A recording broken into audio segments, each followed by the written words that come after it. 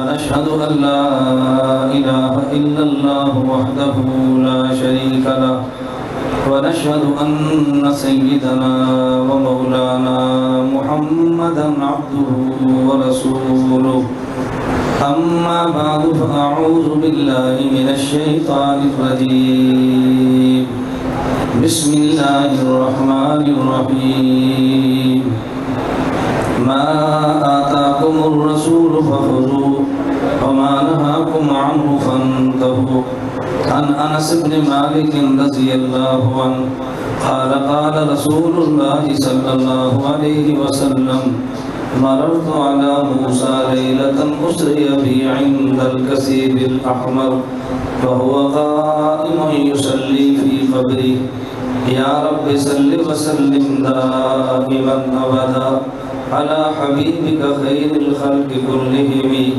هو الحبيب الذي ترجى شفاعته لكل هول من الأهوال مقتحم اللهم صل على محمد وعلى آل محمد كما صليت على إبراهيم وعلى آل إبراهيم إنك حميد مجيد اللهم بارك على محمد وعلى آل محمد كما باركت على إبراهيم وعلى آل إبراهيم إنك حميد مجيد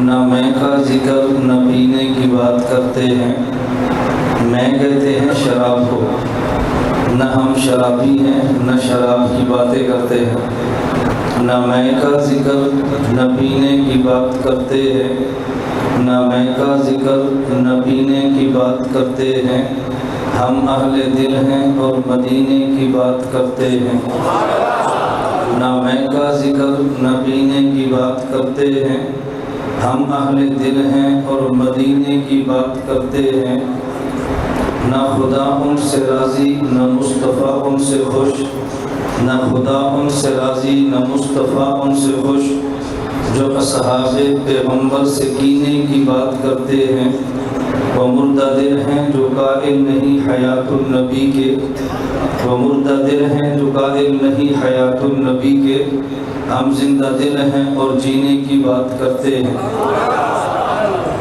دیکھیں میں نے آپ کو کئی بار گزارش کی ہے کہ کیمرے کے آگے سے گزرنے والے بندے کو روکا کرو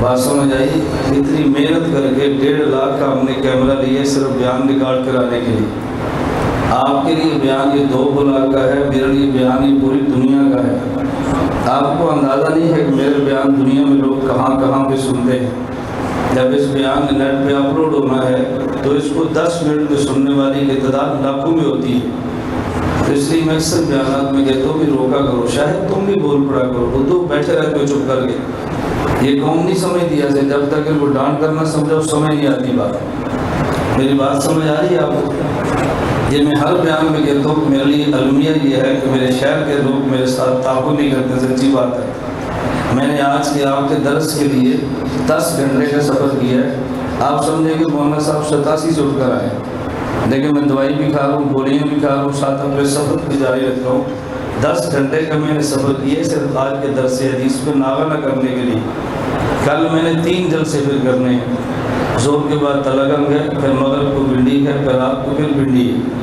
آپ بتائیں کہ اتنی دور سے آنا پھر جانا لیکن آپ کے ذہن میں یہ کہ مولوی صاحب 87 آئے میں اس لیے کبھی مذاق میں کہتا ہوں کہ مجھے کوئی کرایہ بھی نہیں دیتا ابھی 87 آیا اتنی پتہ 15,000 کا پیٹرول ساڑ گیا ہے یہ میں ترغیب اس لیے نہیں دے رہا کہ آپ مجھے کرایہ دیں اللہ اس دن سے پہلے موت دے دے جب انسان دین کو دنیا کے لیے استعمال کرے یہ میں کبھی اس لیے بات کہتا ہوں کہ آپ کو تھوڑا سا احساس ہو کہ میں کتنی محنت کرتا ہوں آپ کے لیے گزشتہ ماہ میں مکہ مکرمہ میں تھا دارالعلوم دیوبند کے محتمل میں دارالعلوم دیوبند کے طالب علم کی بات نہیں کرتا دارالعلوم دیوبند کے محتمل مفتی ابوالقاسم نعمانی دعوت برکات کو فرمانے لگے کہ مولانا ہماری آپ سے ملاقات کبھی کبھی ہوتی ہے لیکن آپ کی زیارت روزانہ ہوتی ہے میں نے پوچھا کیسے؟ انہوں نے اپنے جیب سے موبائل نکالا اور فرمایا کہ واٹس ایپ پہ روزانہ تمہارا ایک بیان سنتا ہوں۔ یہ میں دارالدیوبند کے محتمم کی بات کر رہا ہوں، طالب علم کی بات نہیں کر رہا، لیکن آپ کو سمجھ تب آنی ہے جب ہمارا جنازہ اٹھنا ہے، پورے ملک کے لوگ نے جنازے میں آنا ہے، پھر آپ نے کہنا ہمیں تو احساس ہی نہیں تھا یہ ہوا کیا ہے۔ تو میں کبھی کبھی باتیں اس لیے احساس دلاتا رہتا ہوں کہ اللہ کرے آپ اس بات کو سمجھیں۔ اب اتنی تقریر مجھے کیوں کرنی پڑی ہے؟ صرف ایک بندہ 2 بار کا میرے سے آگے سے گزرا ہے اور پورے بیان کو پانی پھیر دیتا ہے۔ مجھے پھر باہر سے لوگ فون کرتے ہیں کہ مولانا آپ کی سیڑھیوں کا جو معیار ہے وہ بہت کمزور ہے۔ میں نے کہا اس میں میرا قصور نہیں ہے، میری قوم نہیں مانتی، میں کیا کروں؟ چلیں اللہ میں بات سمجھنے کی توفیق عطا فرمائے۔ گزشتہ دنوں سبی بلوچستان میرا جلسہ تھا، اس کا ایک کو بند رکھے، بالکل سادہ رکھے۔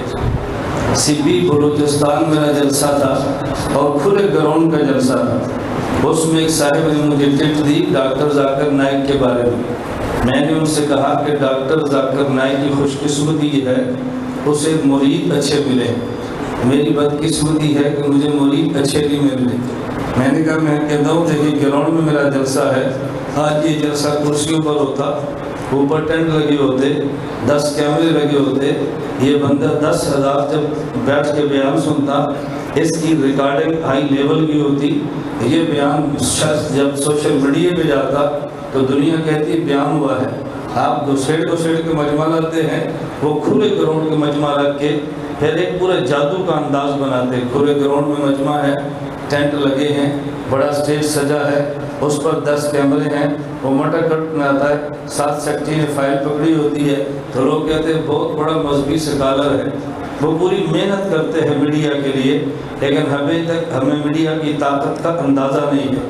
اللہ پاک ہمیں بات سمجھنے کی توفیق عطا فرمائے۔ میں نے درس حدیث کے لیے آج اس حدیث مبارک کا انتخاب کیا ہے جس کا تعلق معراج کے واقعے کے ساتھ ہے۔ اس کی وجہ یہ ہے، یہ رجب کا مہینہ ہے اور زیادہ تر علماء کی رائے یہ ہے حضور اکرم صلی اللہ علیہ وسلم کو اللہ رب العزت نے معراج کا سفر نبوت کے 11ویں سال رجب کے مہینے کی 27 تاریخ کو کرایا ہے۔ اقوال اور بھی ہیں لیکن راجح قول یہ ہے جو حضرت مولانا محمد ادریس کاندھلوی نور اللہ مرقدہ نے سیرت المصطفیٰ میں تعریف فرمایا ہے۔ تو حدیث مبارک کا درس تو ہوتا ہے، میں مناسب سمجھتا ہوں اس ماہ کی مناسبت سے آپ کی خدمت میں درس حدیث پیش کروں۔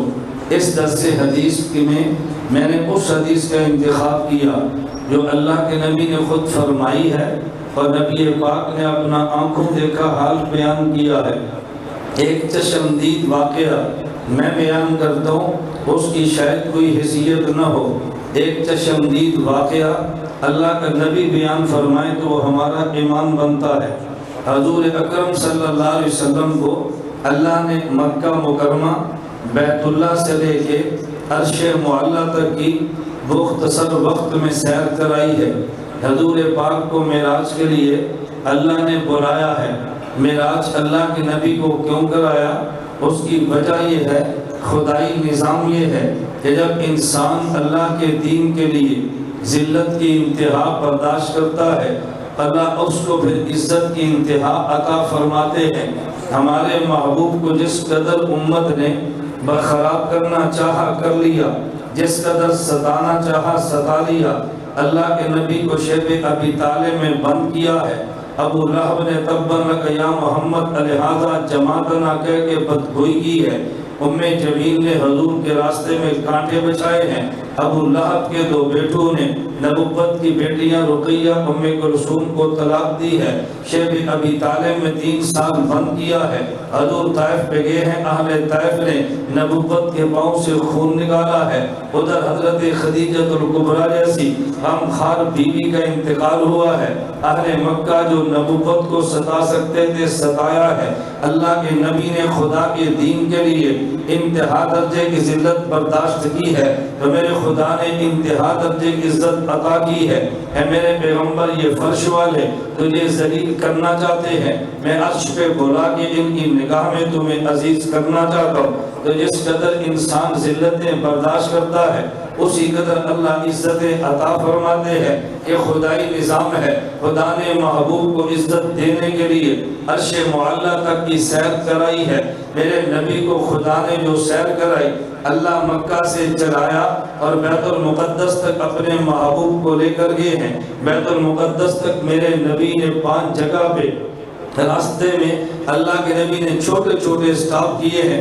جب حضور براق پہ بیٹھے ہیں تو براق کا پہلا سٹاپ یہ اللہ کے نبی کو لے کے براق مدینہ پہنچی ہے۔ جبریل امین نے عرض کیا ہے حضور 2 رکعت نماز بھی پڑھ لیجیے، اس جگہ پہ آپ نے ہجرت کر کے آنا ہے۔ وہاں سے چلے تو حضرت شعیب کی بستی مدین پہنچے ہیں، 2 رکعت آپ پڑھ لیجئے۔ وہاں سے چلے تو طور سینا پہنچے ہیں، یہاں 2 رکعت پڑھ لیجئے۔ وہاں سے چلے تو بیت اللحم پہنچے ہیں، حضور یہاں بھی 2 رکعت پڑھ لیجئے۔ وہاں سے چلے تو بیت المقدس پہنچے ہیں، حضور یہاں بھی 2 رکعت پڑھ لیجئے۔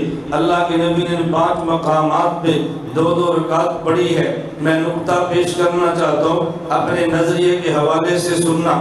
اس سے بڑا پوری تاریخ انسانی میں کوئی سفر نہیں ہے جو اتنے تھوڑے وقت میں اتنا لمبا سفر طے ہوا ہو۔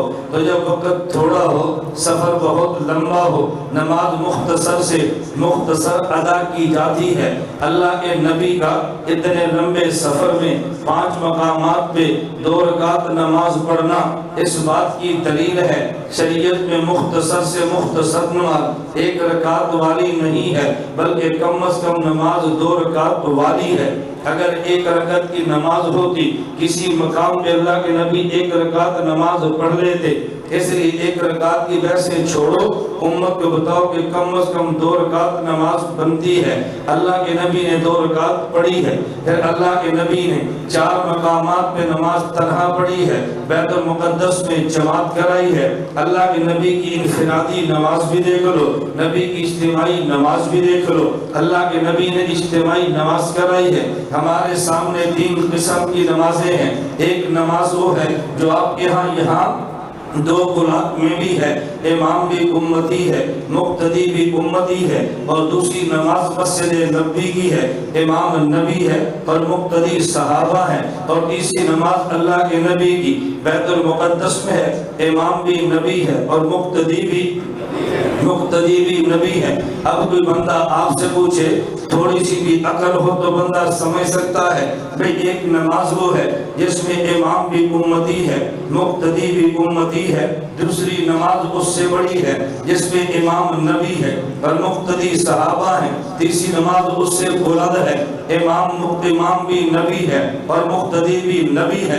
اب کوئی بندہ آپ سے پوچھے بھئی افضل ترین نماز چاہیے یا ادنا ترین نماز چاہیے، ہم ادنا نماز کی بات نہیں کرتے، ہم اعلیٰ نماز کی بڑھتے ہیں جہاں امام بھی امتی ہو، مقتدی بھی امتی ہو، یہ نماز ادنا ہے، امام نبی ہو، مقتدی صحابہ ہو، یہ نماز درمیانی ہے، اور جہاں امام بھی نبی ہو، مقتدی بھی انبیاء ہو، یہ امام سب سے اعلیٰ ہے۔ آج ہمیں لوگ تانا دیتے ہیں کہ تم امام کے پیچھے کھڑے ہوگے فاتحہ کیوں نہیں پڑھتے؟ میں نے کہا اس لیے کہ اعلیٰ نماز ہے ہی، اللہ کے نبی امام بنے ہیں، باقی انبیاء مقتدی بنے ہیں۔ میں یہ بات تحدی کے ساتھ کہہ دو، کوئی ایک قرآن کی آیت دکھا دو، کوئی ایک حدیث مبارک دکھا دو، کوئی تاریخ کی روایت پیش کر دو انبیاء نے حضور کے پیچھے فاتحہ پڑھی ہو، جب نہیں پڑھی تو پھر تجھے مان لینا چاہیے۔ آگے امام فاتحہ پڑھ رہا ہے، مقتدی انبیاء فاتحہ نہیں پڑھتے، وہ فاتحہ پڑھیں گے بھی کیوں؟ امام قرآن والا ہے، مقتدی تورات والا ہے، امام قرآن والا ہے، مقتدی انجیل والا ہے، امام قرآن والا ہے، مقتدی زبور والا ہے، امام قرآن والا ہے، مقتدی صحیفے والا ہے۔ وَلَقَدْ آتَيْنَاكَ سَبْعًا مِنَ الْمَثَانِي وَالْقُرْآنَ الْعَظِيمَ۔ فاتحہ ملے انہی ہے، پیچھے والوں کو فاتحہ ملی جو نہیں ہے وہ فاتحہ پڑھیں گے کیسے؟ تو پتہ یہ چلا امام الانبیاء فاتحہ پڑھ رہے ہیں، مقتدی فاتحہ نہیں پڑھتے، تو قیامت کے دن اگر اللہ اعلان فرما دے بھئی جن نے امام کے پیچھے فاتحہ نہیں پڑھی وہ کھڑے ہو جائے، وہاں صرف میں اور آپ کھڑے نہیں ہوں گے، 1,24,000 انبیاء بھی کھڑے ہوں گے، جہاں وہ جائیں گے وہاں ہم جائیں گے، جہاں وہ جائیں گے وہاں ہم جائیں گے۔ اس لیے جو بندہ یہ فتویٰ دیتا ہے کہ امام کے پیچھے نماز نہ پڑھے تو فاتحہ نہیں ہوتی، یہ فتویٰ مجھ اور تجھ پہ نہیں ہے، یہ فتویٰ انبیاء پر ہے۔ انبیاء نے امام کے پیچھے فاتحہ نہیں پڑھی، ان کی نماز نہیں ہوتی، تو پھر ہماری بھی نہیں ہوئی۔ جب ان کی ہو گئی ہے ہماری نماز کیوں نہیں ہوتی؟ میں بتا یہ رہا تھا، یہ نبوت کے کچھ واقعات پیش آئے ہیں۔ اللہ کے نبی نے 4 جگہ پہ نماز تنہا پڑھی ہے، وہ 2 رکعت سے کم نہیں پڑھی، ایک مقام پہ جماعت کے ساتھ پڑھی نہیں بلکہ حضور نے پڑھائی ہے۔ ہم اس انفرادی نماز کے بھی قائل ہیں، ہم اجتماعی نماز کے بھی قائل ہیں۔ اللہ کے نبی وہاں سے چلے ہیں، میں صرف نظریات پہ بات کرنے لگا ہوں، میں نے وہ حدیث مبارک آپ کو تفصیل سے سمجھانی جو میں نے تلاوت کی ہے۔ حضور وہاں سے عرش پہ جانے لگے، نبی کا ایک سفر مکہ سے لے کے یہاں تک کا مکمل ہوا ہے، میرے نبی کا دوسرا سفر بیت المقدس لے کے عرش والا شروع ہونے لگا ہے۔ اللہ کے نبی جب گئے ہیں، پہلے اعمال آسمان پہ ملاقات حضرت آدم سے ہے، دوسرے آسمان پہ ملاقات حضرت عیسیٰ سے ہے، تیسرے آسمان پہ ملاقات حضرت یوسف سے ہے، چوتھے آسمان پہ اللہ کے نبی سے ملاقات حضرت ادریس سے ہے، 5ویں آسمان پہ ملاقات حضرت ہارون سے ہے، 6ٹھے آسمان پہ ملاقات حضرت موسیٰ سے ہے، 7ویں آسمان پہ ملاقات حضرت ابراہیم سے ہے۔ سوال پیدا ہوتا ہے، جب خدا نے ملاقاتیں کرائی ہے، یہ ترتیب کیوں بنائی ہے؟ انبیاء اور بھی تھے، صرف ملاقاتیں ان سے کیوں ہے؟ ان میں بھی یہ ساتھ تھی، یہ ترتیب کیوں بنائی ہے؟ تو پہلے آسمان پہ ملاقات حضرت آدم سے ہے، ان کا حق پہلے بنتا تھا، وہ ابو الانبیاء جو ہیں، اے حضور پہلی ملاقات اپنے ابا جی سے کر لیجئے، حضرت آدم ہے، اوپر کی ملاقات عیسیٰ سے ہے، حضرت عیسیٰ وہ نبی ہے جن کو خدا نے زندہ اٹھایا ہے، پھر دوبارہ خدا نے اتارنا ہے، فرمایا ابا جی سے بھی مل لیجئے، جو آپ سے پہلے زندہ گیا ہے ان سے بھی مل لیجئے، یہ وہ شخص جو زندہ گیا بھی ہے، جس نے زندہ آنا بھی ہے۔ اس کے بعد حضرت عیسیٰ کے بعد حضرت یوسف سے ملاقات کرائی ہے، حضور کو بتانے کے لیے آپ نے مکہ میں سختیاں جھیلی ہیں اور غیروں سے نہیں اپنوں سے جھیلی ہیں۔ اس یوسف کو دیکھ لو، اس نے تکلیفیں برداشت غیروں سے نہیں اپنوں سے کی ہے، لیکن ایک وقت ان پہ آیا تھا، یہ فاتح بنے تھے، ان نے اپنوں کو معاف کر دیا تھا، ایک وقت آنا ہے آپ نے فاتح بننا ہے، اس یوسف کی طرح آپ نے معاف کر دینا ہے۔ حضور اوپر یہ ہے، ملاقات حضرت ادریس سے ہے، نبی نے مکہ سے مدینہ جانا تھا اور بادشاہوں کو خطوط لکھنے تھے، فرمایا ادریس سے ملو، انہوں نے خطوط ایجاد کیے ہیں۔ اللہ کے نبی اوپر گئے ہیں، ملاقات حضرت ہارون سے ہے، حضرت ہارون سے ملاقات اس لیے حضرت موسیٰ تورات لینے کے لیے پیچھے ہارون تھے، ان کی قوم نے گھسالہ پرستی یعنی انہوں نے بچڑے کی پوجا کی ہے، پھر ان کی قوم کو قتل کیا گیا ہے، یہ بتا دیا حضرت ہارون کے دور میں شرک ہوا، ان کی قوم قتل ہوئی ہے، نبی آپ کی امت اگر شرک کرے گی ان کو بدانے بدل میں قتل کیا جائے گا۔ اوپر حضرت موسیٰ سے ملاقات کرائی ہے، حضرت موسیٰ علیہ السلام نے شام میں جہاد کیا ہے، میرے نبی آپ بھی نکلیں گے، حضور شام کے جہاد کے لیے تبوک تک گئے ہیں، حضرت موسیٰ شام گئے ہیں لیکن فتح خود نے کیا، ان کے جانے کے بعد ان کے جانشی حضرت یوشع بن نون نے فتح کیا ہے، حضور آپ چلے جائیں گے، آپ کے بعد آپ کے جانشی حضرت عمر شام کو فتح کریں گے۔ اوپر جائیں ابراہیم ہے، فرمایا بچائیے ہے، ایک کعبے کا بانی ہے، ایک کعبے کا محافظ ہے، مصطفیٰ تم نے کعبے کی حفاظت کرنی ہے، ابراہیم نے کعبہ بنایا ہے، حضرت ابراہیم کعبے کے بانی ہے، تم کعبے کے محافظ ہو، ابراہیم کعبہ بنا کے چلے گئے ہیں، مشرکین نے بت رکھ دیے ہیں، اب صفائی آپ نے کرنی ہے، خدا نے ان ساتھ سے ملاقات کرائی ہے، حضور پھر اوپر گئے ہیں، اوپر سدرۃ المنتہا ہے، سدرہ بیری کا نام ہے، منتہا اینڈ اور اختتام کا نام ہے، میں آج کی زبان میں کہہ دو سدرۃ المنتہا یہ جنکشن ہے، نیچے والے اعمال وہاں جاتے ہیں، اوپر والے فرشتے وہاں سے اوپر لے جاتے ہیں، اوپر والے احکام وہاں آتے ہیں، نیچے والے وہاں سے نیچے لے آتے ہیں، پھر حضور اوپر گئے ہیں، شریف الاقلام تک پہنچے ہیں، شریف الاقلام کا معنی قلم کے تقدیر کے قلم کے چلنے کی آواز آ رہی ہے، نبی وہاں سے اوپر گئے ہیں، مکان ختم ہو گیا، لا مکان آ گیا ہے، عرش معلی تک پہنچے ہیں، حضور عرش معلی تک گئے ہیں، میرے نبی عرش تک گئے ہیں، ذرا توجہ رکھنا، عرش پہ گئے ہیں، اذنوں کی آواز آئی ہے، میرے نبی قریب ہو جائیے۔ ایک شخص کہنے لگا دیوبند والوں کا عقیدہ ہے خدا ہر جگہ پر ہے، اگر اللہ ہر جگہ پہ ہوتا خدا نبی کو گفتگو کرنے کے لیے عرش پہ کیوں بلاتا؟ عرش پہ بلا کے گفتگو کرنا اس بات کی دلیل ہے اللہ عرش پہ ہے، اللہ ہر جگہ پہ نہیں ہے۔ میں نے کہا تمہاری بات کو مان لیا جائے، پھر کوئی بندہ کہے گا خدا تو ہی طور سینہ پر ہے، اس کی وجہ یہ ہے جب حضرت موسیٰ سے گفتگو کرنی تھی خدا نے طور سینہ پہ بلایا ہے، اگر خدا عرش پہ ہوتا طور سینہ پہ بلا کے بات کیوں کرتا؟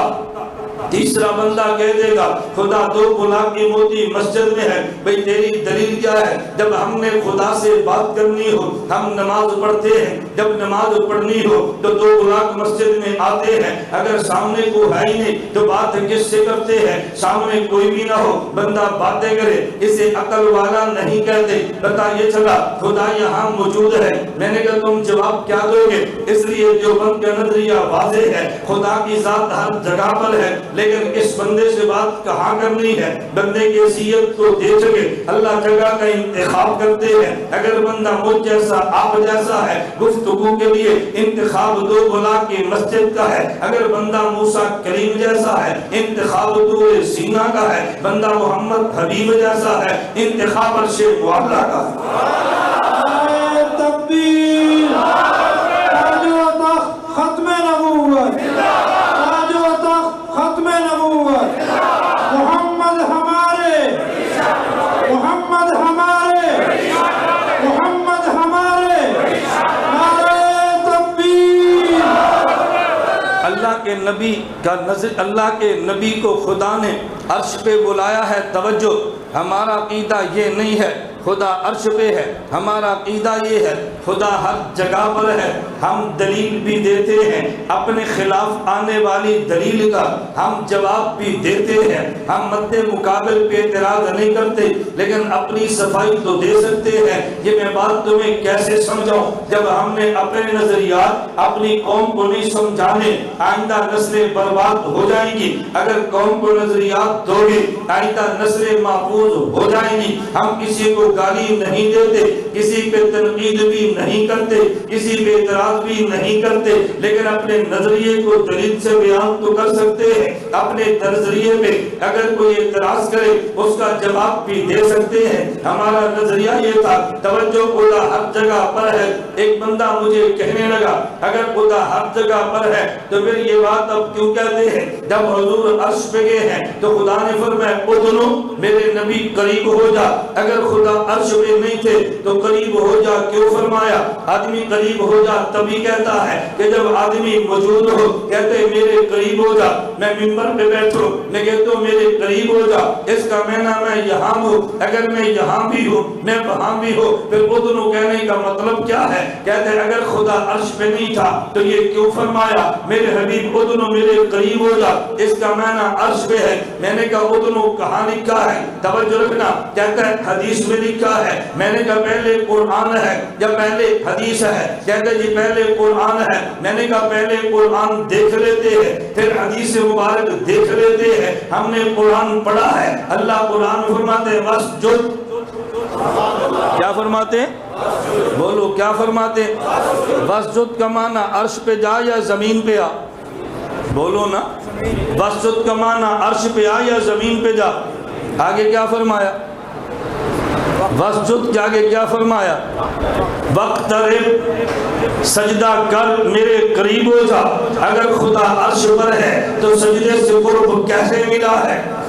اگر خدا عرش پر ہے تو سجدے پہ قرب کیسے ملا ہے؟ میں نے کہا ہم نے قرآن دیکھا ہے تو وقترب زمین والے کے لیے ہے، ہم نے حدیث دیکھی ہے تو اذنو عرش پہ جانے والے کے لیے ہے۔ پتہ یہ چلا عرش پر بھی ہے، پتہ چلا فرش پر بھی ہے۔ عرش پر بھی ہے فرش پر بھی ہے. دیوبند کے پاس قرآن بھی ہے, دیوبند کے پاس حدیث بھی ہے. کوئی قرآن لیتا ہے حدیث کو چھوڑ دیتا ہے, کوئی حدیث کو لیتا ہے قرآن چھوڑ دیتا ہے. دیوبند والے قرآن بھی نہیں چھوڑتے, دیوبند والے حدیث بھی نہیں چھوڑتے. ہم نے قرآن دیکھا تو پتا چلا زمین والے کے پاس ہے, ہم نے قرآن نے حدیث دیکھی ہے پتا چلا عرش والے کے پاس ہے, ہم نے دونوں کو مان لیا ہے. توجہ رکھنا, ہمارا نظریہ یہی تھا خدا عرش پہ نہیں ہے, اللہ کی ذات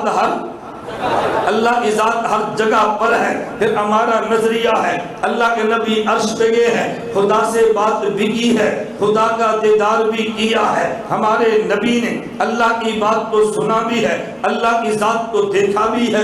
مقابلے میں اور آگے توجہ, بھئی تم کہتے ہو تمہارے نبی نے خدا کو دیکھا ہے. میں نے کہا جی ہاں ہم کہتے ہیں دیکھا ہے. کہتے حدیث مبارک کون سی ہے جس سے پتا چلا؟ میں نے کہا خصائص الکبریٰ میں ہے, حدیث موجود ہے. عبداللہ بن عباس رضی اللہ عنہما فرماتے ہیں رسول اللہ صلی اللہ علیہ وسلم نے فرمایا رأیت ربی عز وجل, میں نے خدا کو دیکھا ہے. انس بن مالک کہتے ہیں رسول اللہ صلی اللہ علیہ وسلم نے فرمایا رأیت نور العظم, میں نے نور اعظم کو دیکھا ہے. کہ یہ جو تم نے حدیث بیان کی ہے یہ تو قرآن کے خلاف ہے. قرآن کریم میں ہے لا تدرکہ الابصار وهو یدرک الابصار, کوئی آنکھ بھی خدا کو نہیں دیکھ سکتی. حدیث میں حضور نے دیکھا ہے, یہ حدیث قرآن کے خلاف ہو گئی. میں نے کہا ہم خانقاہ والے ہیں, ہم تبلیغ والے ہیں, ہم بد دعا نہیں دیتے, ہم تمہیں دعا دیتے ہیں اللہ تمہیں ہدایت دے, ہدایت کے بعد جنت میں جگہ دے. فوراً کہتے ہیں آمین. میں نے کہا جنت میں جا کے خدا کا دیدار کرے گا؟ کہتے جی کروں گا. میں نے کہا کہاں لکھا ہے؟ کہتے ترمذی کی حدیث میں لکھا ہے جنت والے جنت میں جا کے خدا کا دیدار کریں گے. میں نے کہا میں نہیں مانتا. مجھے کہتے ہیں کیوں نہیں مانتا؟ میں نے کہا حدیث قرآن کے خلاف ہے. جب قرآن میں آ گیا کوئی آنکھ بھی خدا کو نہیں دیکھ سکتی تو جنت میں جا کے کیسے دیکھے گا؟ فوراً کہنے لگا نہیں اس آیت کا معنی یہ ہے کہ جنت, اس آیت کا معنی یہ ہے کوئی آنکھ بھی زمین پہ رہتے ہوئے خدا کو نہیں دیکھ سکتی, میں جنت میں جا کے دیکھوں گا. میں نے کہا ہم نے کب کہا ہے مصطفیٰ نے فرش پہ دیکھا ہے؟ ہم بھی تو کہتے ہیں عرش پہ جا کے دیکھا ہے. ہم بھی تو کہتے ہیں تکبیر, تاج و تخت ختم نبوت, شان رسالت, عظمت مصطفیٰ, نعرہ تکبیر. ہم بھی نعرہ تکبیر, تاج و تخت و ختم نبوت, علماء حق علماء دیوبند. میں تو چونکہ جلسوں کے درمیان آپ کو بتا نعرے مرواتا نہیں ہوں نا, میں نے کہا جب مارنا ہے تو پھر سارے مارے. ہم تو سب کا دل رکھتے ہیں, ہم تو تبلیغ والے, ہم دل توڑتے نہیں ہیں, دلوں کو جوڑتے ہیں. دل توڑنا بہت آسان ہے, جوڑنا بڑا مشکل ہے. جوڑنے پہ سال لگتے ہیں, توڑنے پہ سیکنڈ لگتا ہے. یہ مسجد آپ نے بنائی ہے نا, فوراً نہیں بنی, بڑی دیر لگتی ہے. اللہ اس کو آباد اور شاد رکھے. توجہ رکھے, میں بات سمجھا رہا تھا. میں نے کہا ہم نے کب کہا ہے حضور نے فرش پہ دیکھا؟ ہم بھی تو کہتے ہیں عرش پہ جا کے دیکھا ہے. میرے نبی عرش پہ گئے ہیں. توجہ رکھنا, حضور عرش پہ گئے. اللہ کے نبی سے خود خدا نے پوچھا میرے پیغمبر آپ آئے ہیں, مہمان بن کر آئے ہیں, ہمارے لیے کیا لائے ہیں؟ اللہ کے نبی نے عرض کیا التحیات للہ والصلوات والطیبات, اے اللہ التحیات میری زبانی عبادت آپ کے لیے ہے, والصلوات میری بدنی عبادت آپ کے لیے ہے, والطیبات اللہ میری مالی عبادت آپ کے لیے ہے. آپ التحیات پڑھتے رہتے ہیں لیکن التحیات کو سمجھنا, التحیات للہ ہے میری زبانی عبادت آپ کے لیے ہے, بس صلوات میری بدنی عبادت آپ کے لیے ہے, والطیبات اللہ میری مالی عبادت آپ کے لیے ہے. مقابلے میں خدا کی طرف سے جواب آ گیا اے میرا مصطفیٰ التحیات اگر تیری زبانی عبادت میرے لیے ہے, السلام علیکہ تو میرے زبانی سلام بھی تیرے لیے ہیں. والصلوات، اگر تیری بدنی عبادت میرے لیے ہے تو رحمت اللہ تیری میری طرف سے رحمتیں بھی تیرے لیے ہیں، والطیبات، اگر تیرا مال میرے لیے ہے تو وہ برکات ہو، تیرے مال میں میری طرف سے برکتیں بھی تیرے لیے ہیں۔ التحیات یہ تینوں کے مقابلے میں ہے، التحیات کے مقابلے میں السلام، والصلوات کے مقابلے میں رحمت اللہ، والطیبات کے مقابلے میں وبرکاتہ۔ میں اس لیے کہتا ہوں آدمی سمجھ کے نماز پڑھے تو مزہ اور ہے، اگر سمجھ کے نہ پڑھے تو مزہ اور ہے۔ اللہ کے نبی سے یہ خدا کی گفتگو چلی ہے۔ میں درمیان میں ایک علمی لطیفہ پیش کر کے آگے چلتا ہوں۔ حضرت امام اعظم ابو حنیفہ نعمان بن ثابت میرے اور آپ کے امام ہیں۔ امام اعظم ابو حنیفہ تشریف فرما ہے۔ ایک دیہات سے بدو آیا، عرابی آیا، آ کر امام صاحب سے سوال کیا، اب بابن او ببابین، توجہ رکھنا، اب بابن او ببابین۔ امام صاحب نے جواب دیا ببابین، اس نے دعا دی ہے بارک اللہ فیکا کما بارک فی لا بلا۔ امام صاحب نے فرمایا آمین۔ وہ دیہاتی چلا گیا۔ شاگردوں نے کہا حضرت بات سمجھ نہیں آئی، نہ اس کا سوال سمجھ آیا نہ آپ کا جواب سمجھ آیا۔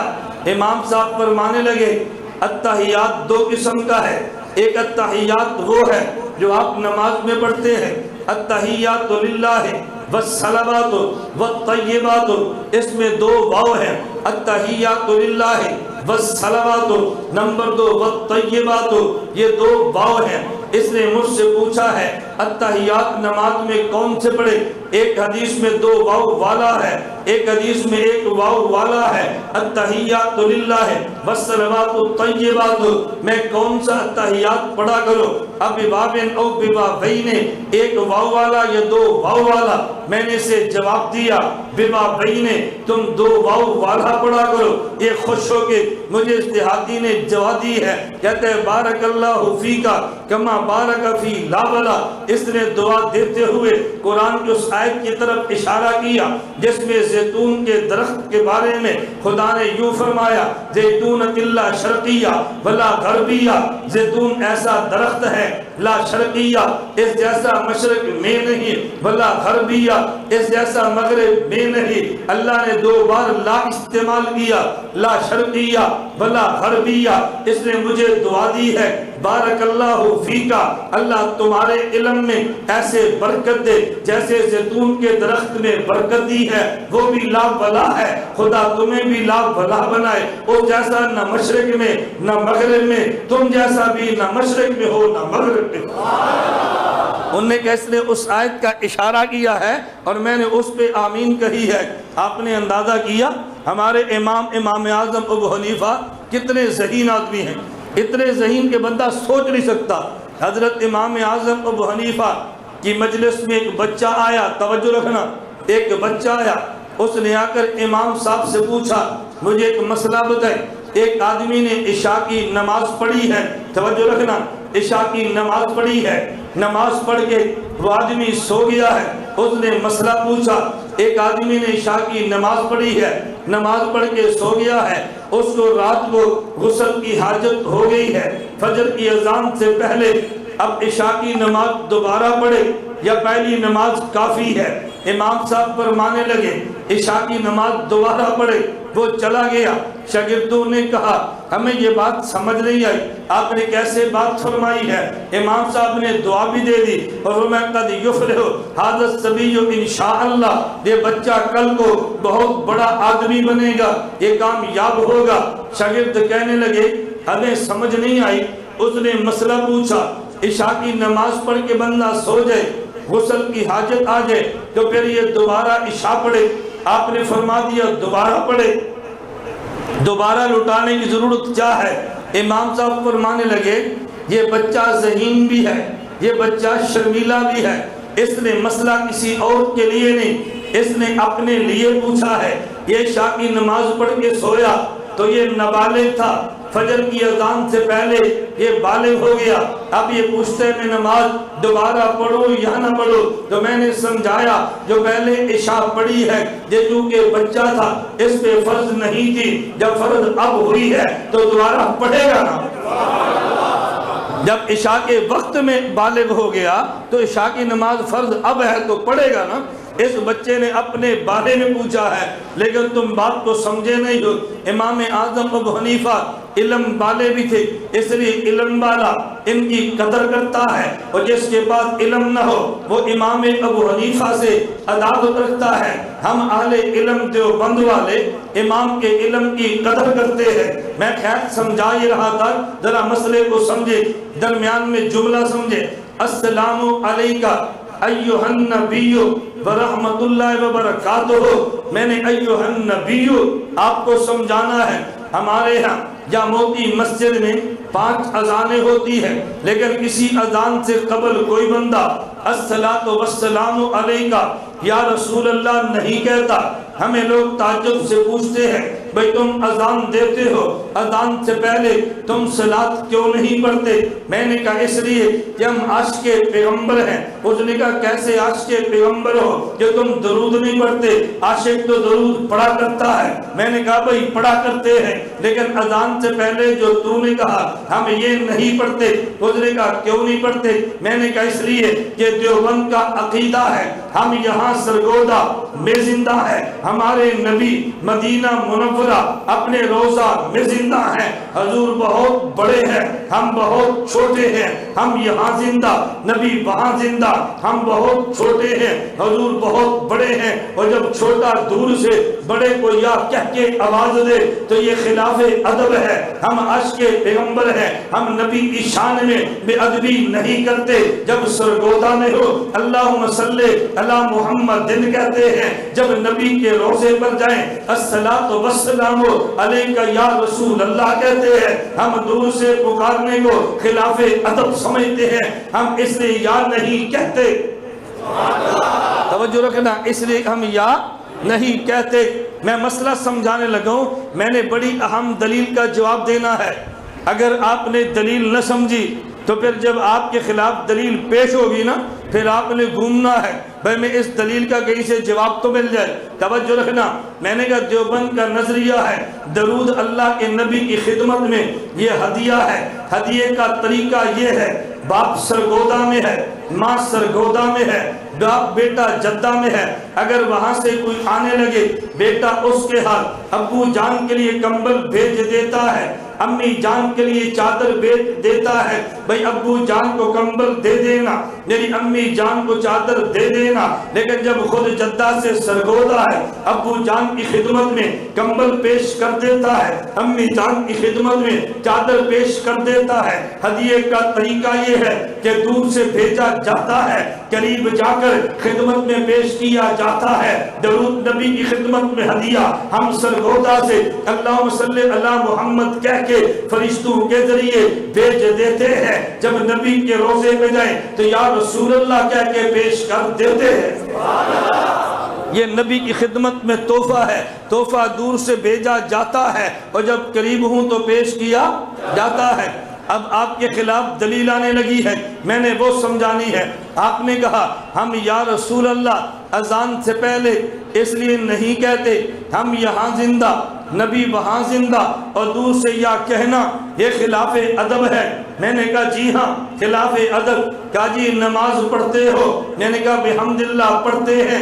اتحیات بھی بیٹھتے ہو؟ میں نے کہا جی قاعدہ میں بیٹھتے ہیں۔ اتحیات پڑھتے بھی ہو؟ میں نے کہا پڑھتے بھی ہیں۔ کہا جی سناؤ؟ میں نے کہا تحیات للہ والصلوات والطیبات السلام علیکہ ایھا النبی ہو۔ تو جب اذان سے پہلے ہم نے یا رسول اللہ کہا تم نے خلاف ادب کہہ دیا، ابھی جو نماز میں تم ایھا النبی کہہ رہے ہو تو یہ خلاف ادب نہیں ہے، تو پھر اذان میں نہ نماز میں تم نہ کہا کرو السلام علیکہ ایھا النبی نہ کہا کرو، ہمیں پتا چلے تم ادب والے ہو۔ میں نے کہنا بات سمجھنا، السلام علیکہ ایھا النبی ہم نماز میں کہتے ہیں اور کہتے رہیں گے، ہے اس کی وجہ بات توجہ سے سمجھنا، وجہ یہ ہے اللہ کے نبی عرش پہ گئے ہیں، خدا نے نبی کو فرمایا السلام علیکہ ایھا النبی، نبی عرش سے فرش پہ آئے ہیں، جب نماز پڑھی ہے تو نماز میں حضور فرما رہے ہیں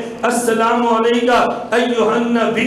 معلوم ہوا اللہ کے نبی کسی کو خطاب نہیں کرتے، خطاب کب کریں جب سامنے نبی ہو، سامنے نبی تو ہے ہی نہیں، حضور پھر بھی ایھا النبی کہہ رہے ہیں۔ پتہ یہ چلا اللہ کے نبی اتحیات میں السلام علیکہ ایھا النبی جب فرمائے تو کسی نبی کو خطاب نہیں کرتے، جب خطاب نہیں فرماتے پھر السلام علیکہ ایھا النبی کیوں کہتے ہیں؟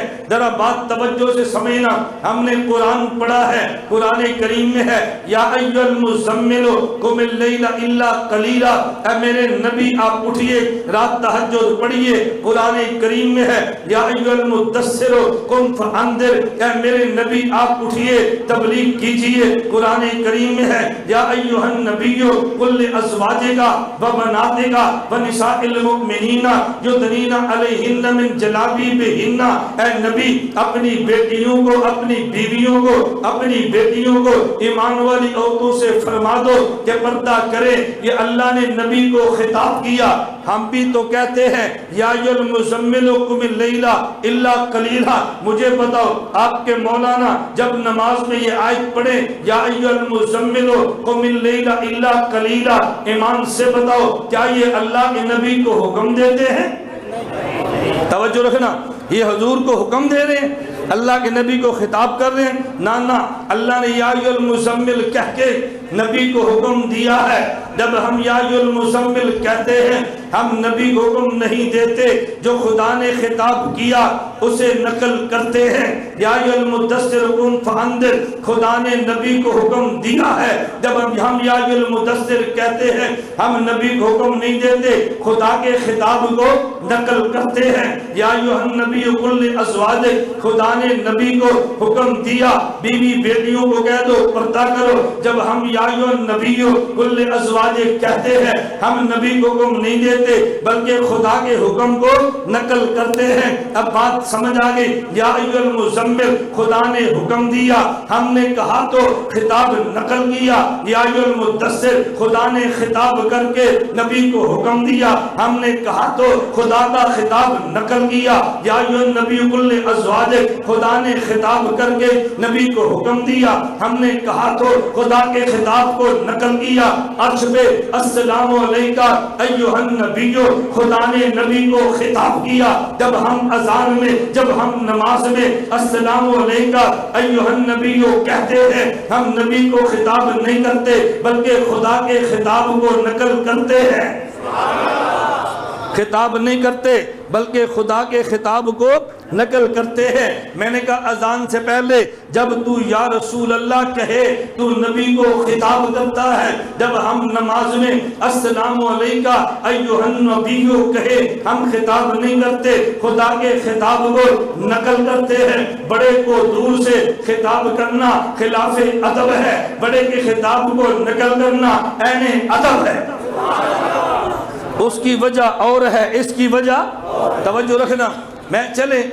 میں اس مسئلے پہ روشنی نہیں ڈالتا، میں صرف آپ کو معراج کی رات کے ان واقعات کی روشنی میں اہل سنت کے نظریات دے رہا ہوں تاکہ ہمارے علم میں ہو ہمارے عقائد و نظریات کیا ہے۔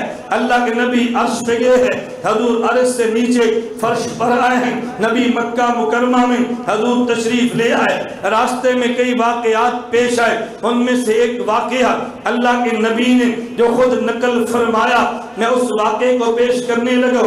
اللہ کے نبی فرمانے لگے میں مکہ سے گزرا، مدینہ بھی گیا ہوں، بیت المقدس بھی گیا ہوں، مدین بھی گیا، طور سینہ بھی گیا، توجہ طور سینہ بھی گیا، لیکن ایک ایسی جگہ پر گیا جہاں حضرت موسیٰ کی قبر تھی۔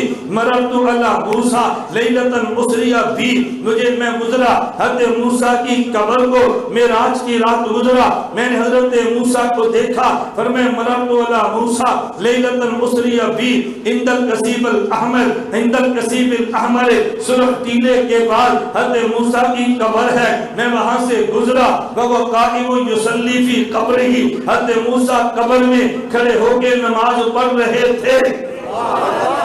حضرت موسیٰ قبر میں کھڑے ہو کے نماز پڑھ رہے تھے۔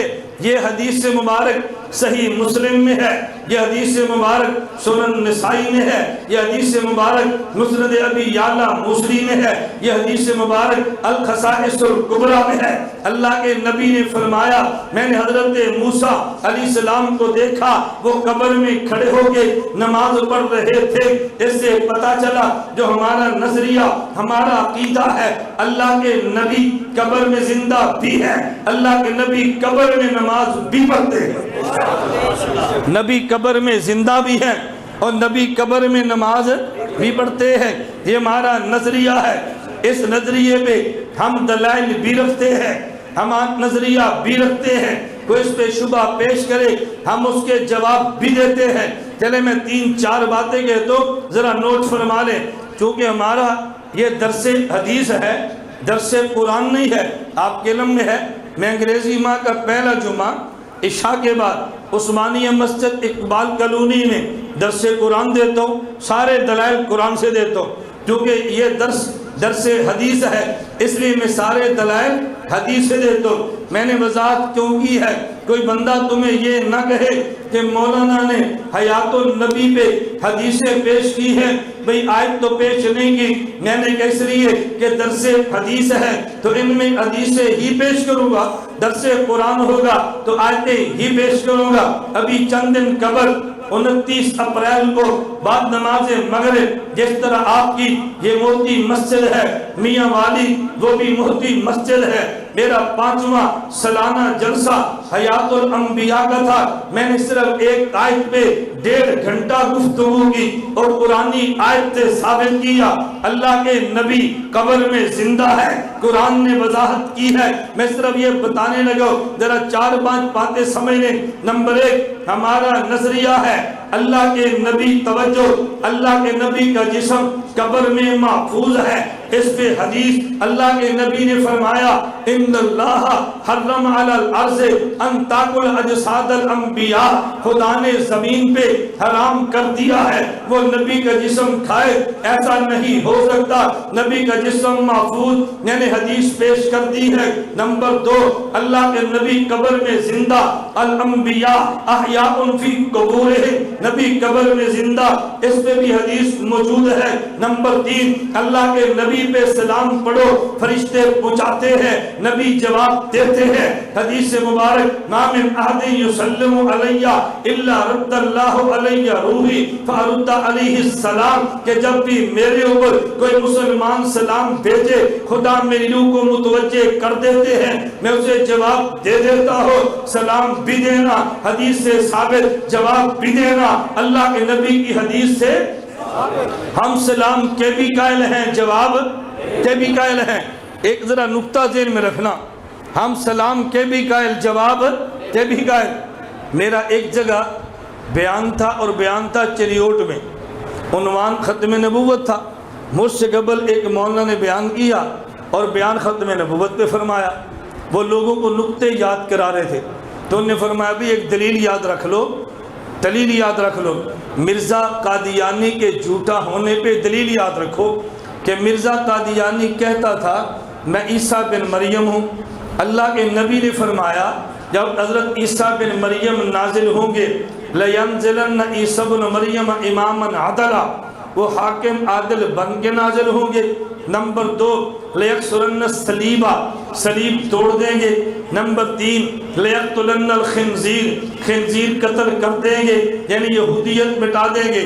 نمبر 4 لَيُرْزَنَّ عَلَيْهِ الْمَالِ فَلَا يَقْبَلُهُ، مال اتنا عام ہوگا کسی بندے کو دیں گے تو کوئی قبول نہیں کرے گا۔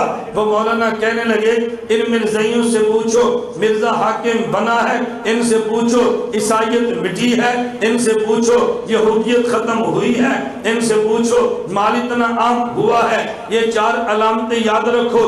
اس کے بعد بیان میرا تھا، میں نے بیان میں کہا، میں نے کہا قبلہ میں معذرت کے ساتھ کہتا ہوں ہم بات پوری کرتے ہیں۔ اللہ کے نبی نے 4 نہیں 5 نشانیاں بیان کی ہے، اسی حدیث میں آگے 5ویں نشانی بھی ہے۔ ان سے 5 باتیں پوچھو، ان سے 4 نہ پوچھو، ایک طبقہ روٹھ جائے گا۔ ہم ایک نشانی چھوڑ دیں، ہم سے ایسا نہیں ہوگا۔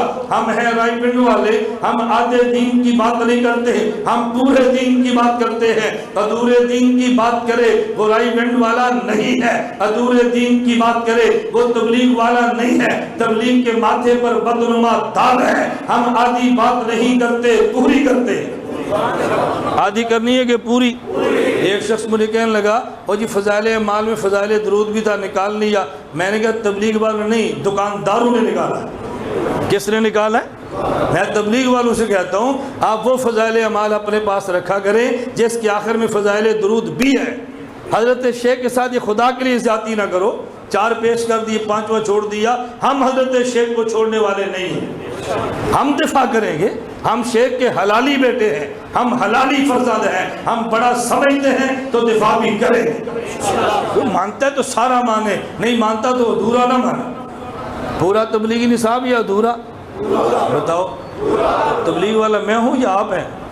جو ریورس گیئر لگا لے وہ تبلیغ والا کیسے ہے؟ ریورس گیئر نہ لگاؤ، پوری بات کرو۔ اللہ نے کامیابی پورے دین پہ رکھی ہے یا آدھے دین پہ؟ تو پھر آپ ادھوری تعلیم کیوں کراتے ہیں؟ حکایات صحابہ پڑھیں، فضائل قرآن پڑھیں، فضائل نماز پڑھیں، فضائل رمضان پڑھیں، فضائل ذکر پڑھیں، فضائل حج پڑھیں، فضائل صدقات پڑھیں اور فضائل درود پاک پڑھیں۔ حضرت شیخ نے لکھا ہے، ہم کیوں چھوڑ دیں؟ ایسا ہم سے ہرگز نہیں ہوگا۔ میں کبھی سرگودے والوں سے کہتا ہوں آپ مجھے تبلیغی نہیں سمجھتے، رائیوڈ والے سمجھتے ہیں۔ ابھی 25 کو میرا جلسہ تھا، کہاں پہ؟ رائیونڈ کے امام حضرت مولانا محمد جمیل صاحب کے بنات کے مدرسے میں ختم بخاری کا جلسہ، اور بیان کے لیے مجھے بلایا۔ آپ جھجکیں گے بلاتے ہوئے، آپ نہیں بلائیں گے وہ بلا لیں گے۔ اس کا معنی وہ سمجھتے ہیں کہ میں تبلیغ والا ہوں کہ نہیں۔ اور آپ کو حیرانگی ہوگی، بیان میں نے وہاں کیا اور میرا رات قیام کیا تھا حاجی عبدالوہاب صاحب دامت برکاتہم کے کمرے میں، میں رات وہاں سویا رہا۔ آپ میں سے کتنے بندے رات وہاں جا کر سوئے ہیں؟ آپ پھر بھی کہتے ہیں تبلیغی نہیں ہے۔ میں نے کہا پتہ نہیں تبلیغ والا کہتے کسے ہے؟ مولانا احسان الحق صاحب فرماتے ہیں اس کا حیا کرو، یہ ہمارا داماد ہے۔ کیوں؟ مفتی زین العابدین کا میں داماد ہوں، مفتی صاحب کا داماد بھی تبلیغی نہیں ہے۔ مجھے بتائے تبلیغ والا ہوگا گیا؟ اللہ کے لیے کچھ ہاتھ نرم رکھو، جوڑ کی بات کرو، امت میں توڑ کی بات نہ کرو۔ مجھے بتاؤ امت کو جوڑنا ہے یا توڑنا ہے؟ میں پورے ملک میں تمہاری بات کرتا ہوں، پوری دنیا پہ جنگ لڑتا ہوں، ہر جگہ پہ دفاع کرتا ہوں۔ آپ کے لیے نہیں کرتا، اللہ کے لیے کرتا ہوں، اللہ کے لیے، آپ کے لیے نہیں کرتا۔ نہ ہم نے کبھی آپ سے تذکرہ کیا ہے، نہ کبھی آپ سے کچھ لینا ہے۔ خدا جانے ہم جانے یہ ساری باتیں قیامت کو اللہ ہمیں اجر عطا فرمائے، آپ کو بھی اور مجھے بھی۔ چلے میں بات سمجھا رہا تھا، نشانیاں کتنی ہیں؟ 4 یا 5؟ میں نے کہا اسی حدیث میں ہے، مسند ابی یعلا مصری کی حدیث ہے، اللہ کے نبی صلی اللہ علیہ وسلم فرمایا عیسیٰ بن مریم آئیں گے، لَيَنزِلَنَّ عِيسَى بْنُ مَرْيَمَ، یہ نازل ہوں گے امام عادل بن کے، لَيَكْسُرَنَّ الصَّلِيبَ، صلیب توڑ کے عیسائیت مٹا دیں گے، لَيَقْتُلَنَّ الْخِنزِيرَ، خنزیر قتل کے یہودیت کا صفایا کر دیں گے، وَلَيُقْتَرَنَّ عَلَيْهَا الْمَالُ فَلَا يَقْبَلْ، کوئی مال دے گا قبول نہیں کریں گے، مال اتنا عام ہوگا۔ 5ویں نشانی اللہ کے نبی نے فرمایا ثُمَّ لَئِنْ قَامَ عَلَىٰ قَبْرِي فَقَالَ يَا مُحَمَّدْ لَأُجِيبَنَّهُ، حضرت عیسیٰ میری قبر پہ آ کے یا محمد کہیں گے میں جواب دوں گا۔ تکبیر،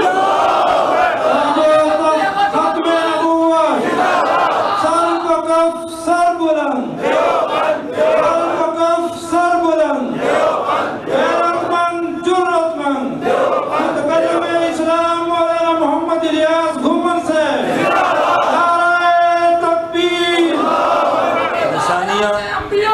نشانیاں 4 ہیں یا 5 ہیں؟ بولو کتنی ہیں؟ حضور نے فرمایا عیسیٰ میری قبر پر آئیں گے یا محمد فرمائیں گے میں محمد جواب دوں گا۔ آپ اس بات سے اندازہ کریں، آپ اس بات سے اندازہ کریں یہ فتنہ کتنا بڑا ہے۔ بات سمجھ آئی ہے؟ آپ اس سے اندازہ کریں فتنہ کتنا بڑا ہے۔ توجہ رکھنا، یہودیت کا فتنہ عیسیٰ علیہ السلام اکیلے مٹائیں گے، ایسے ہی ہے بولو۔ عیسائیت کا فتنہ بولو، اور مماتیت کا اکیلے نہیں، دو نبی مل کے حضرت عیسیٰ یا محمد فرمائیں گے، حضور جواب دیں گے، یہ فتنہ بھی ختم۔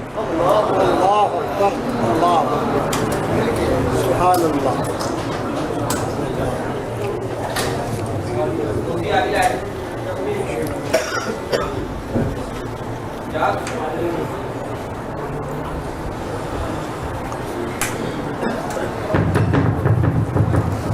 میری جی کوئی بات نہیں،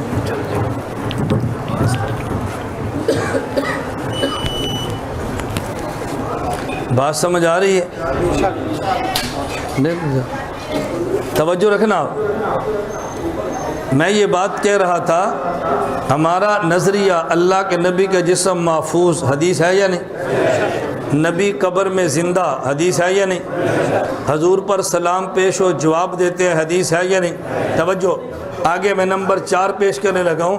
اللہ کے نبی نے فرمایا، من صلی علیہ عند قبری سمیتہ ومن صلی علیہ نائیا فقد ابلغتہ، اگر میری قبر کے پاس پڑھا جائے تو میں خود سنتا ہوں، اگر دور سے پڑھا جائے تو فرشتوں کے ذریعے مجھ تک پہنچایا جاتا ہے۔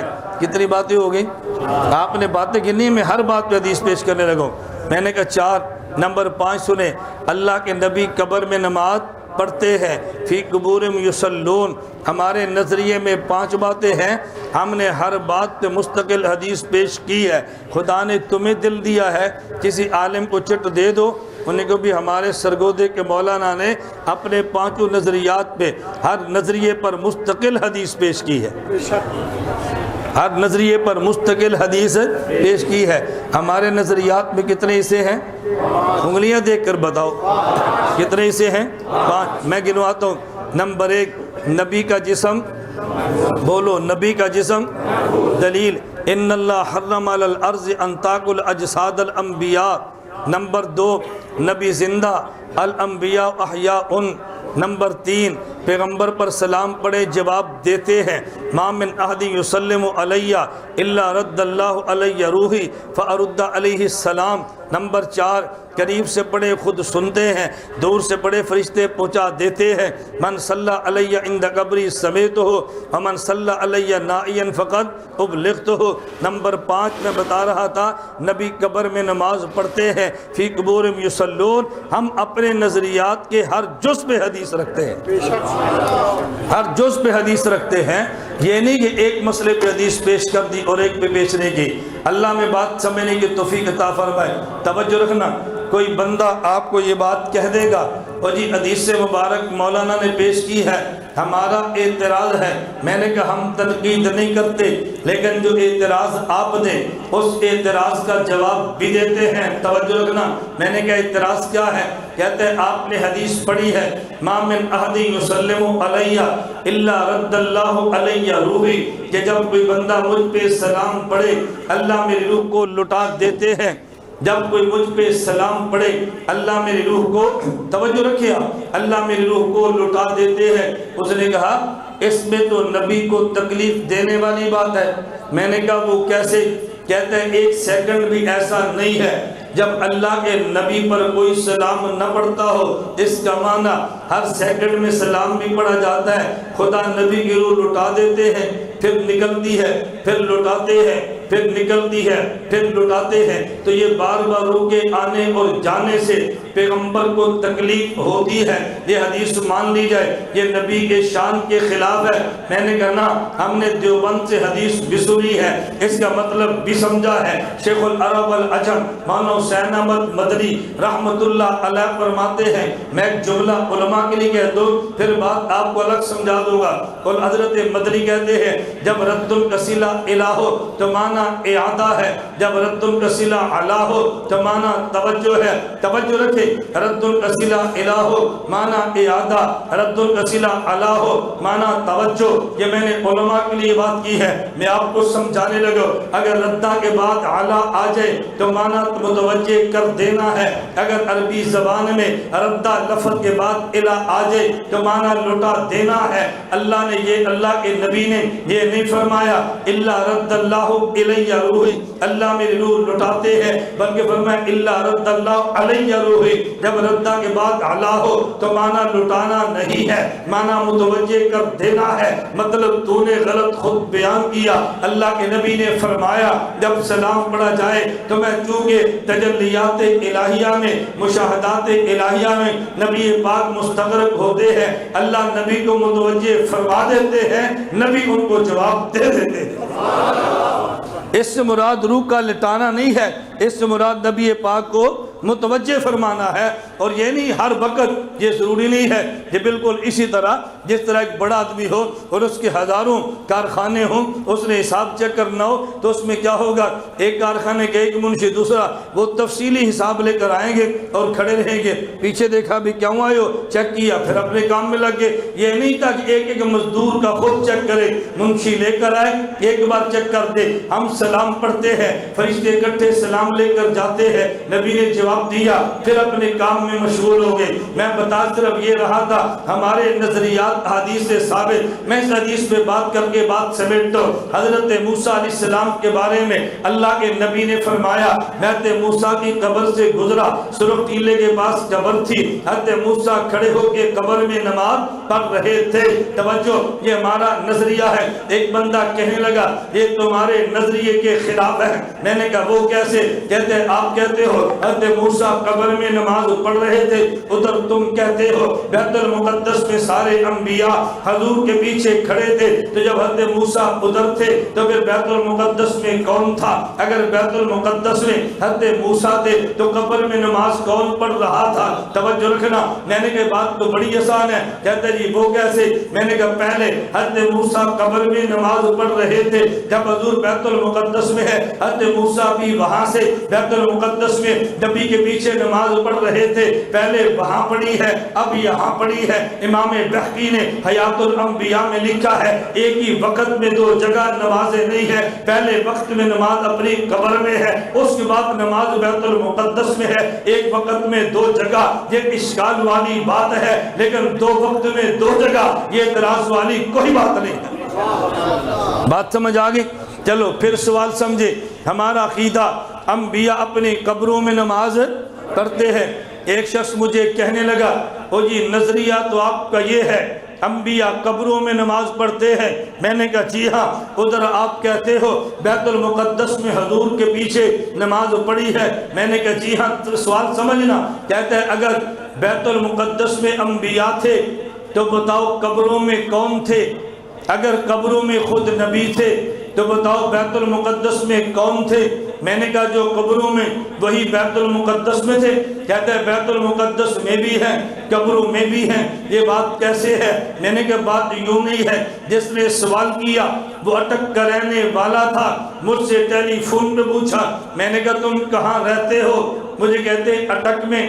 میں نے کہا کہاں پڑھتے ہو؟ کہتے راول پنڈی۔ میں نے کہا سچ بولو جھوٹ نہ بولو۔ مجھے کہتے جی سچ ہے۔ میں نے کہا یہ جھوٹ ہے۔ مجھے کہتے سچ ہے۔ میں نے کہا جھوٹ ہے۔ مجھے کہتے جی وہ کیسے؟ میں نے کہا جب رہتا اٹک میں ہے تو پنڈی میں کیسے پڑھتا ہے؟ اس نے کہا جی رہتا اٹک میں ہو، پنڈی پڑھنے کے لیے آتا ہو۔ میں نے کہا وہ رہتے قبروں میں ہے، بیت المقدس حضور کے پیچھے نماز پڑھنے کے لیے آئے۔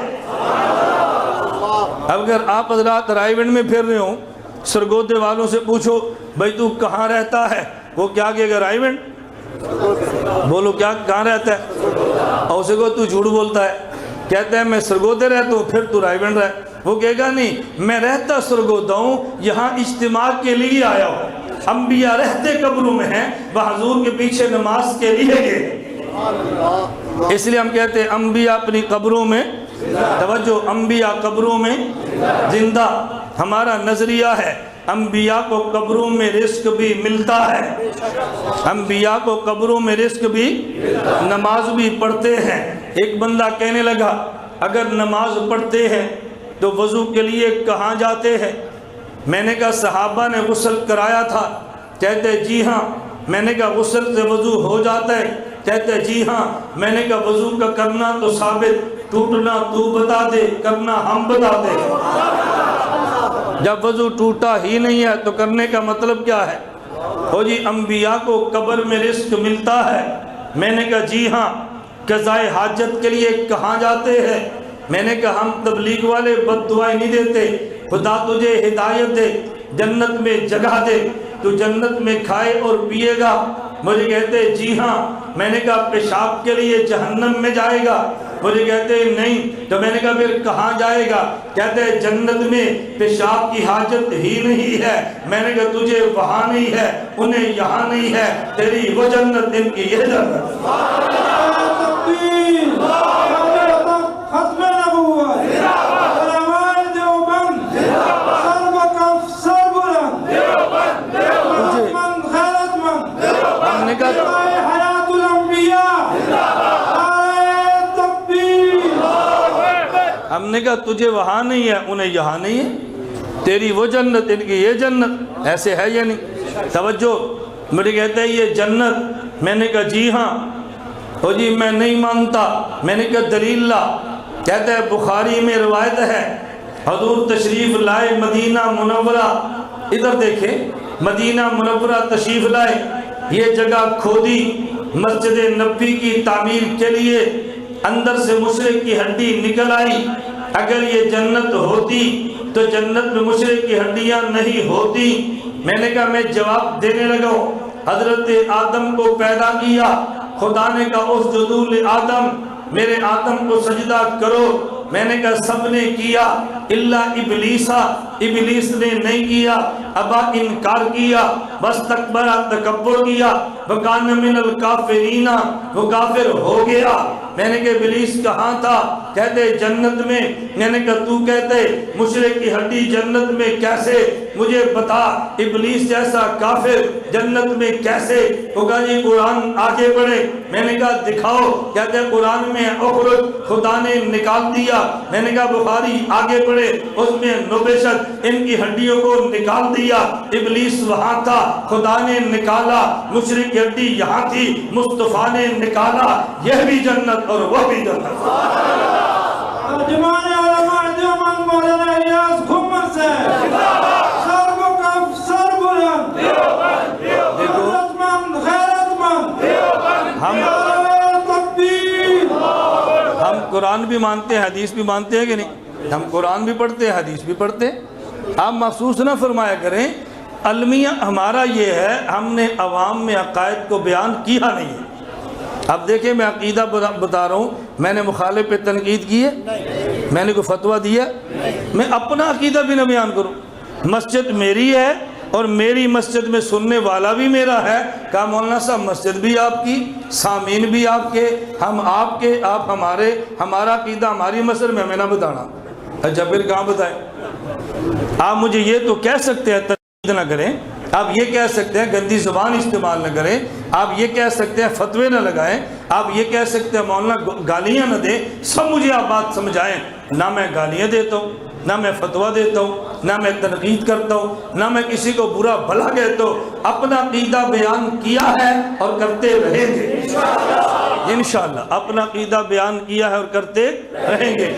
میں نے یہ حدیث مبارک پڑھی تھی، اسی پر میں بات سمجھانا چاہتا تھا۔ اللہ کے نبی نے فرمایا معراج کی رات میں گزرا، حضرت موسیٰ کی قبر سے موسیٰ علیہ السلام کھڑے ہو کے نماز۔ میں اس پہ سوال کر کے جواب دے کر بات ختم کرتا ہوں۔ میں سوال صاف کرتا ہوں تاکہ تمہیں کوئی تنگ نہ کرے۔ ایک آدمی کہنے لگا یہ حضرت موسیٰ علیہ السلام کو نبی پاک نے دیکھا، یہ حضرت رسول اللہ کا معجزہ تھا۔ کیا تھا؟ بولو۔ میں نے کہا دو باتیں الگ ہیں، ایک ہے موسیٰ علیہ السلام کا نماز پڑھنا، ایک حضور کا مٹی سے دیکھ لینا، یہ دیکھنا معجزہ تھا، ان کا نماز پڑھنا تو معجزہ نہیں تھا۔ نماز پڑھ رہے تھے لیکن ہم نہیں دیکھ سکے، حضور نے دیکھا، یہ دیکھنا معجزہ ہے، نماز پڑھنا معجزہ نہیں ہے۔ ہمارا عقیدہ کیا ہے کہ موسیٰ علیہ السلام قبر میں نماز پڑھتے ہیں، اللہ کے نبی کا دیکھ لینا معجزہ ہے، ان کا نماز پڑھنا معجزہ نہیں ہے۔ میں نے بات ختم کی، بس صرف ایک بات ذہن نشین فرما لیں، ہم اہل سنت سنت کی بات کرتے ہیں اور بدعات سے امت کو بچاتے ہیں۔ اگر کوئی انسان خلاف سنت، توجہ رکھنا، اگر کوئی انسان خلاف سنت کام کرے، ثواب سمجھ کے کرے تو بدعت، ثواب سمجھ کے نہ کرے تو رسم۔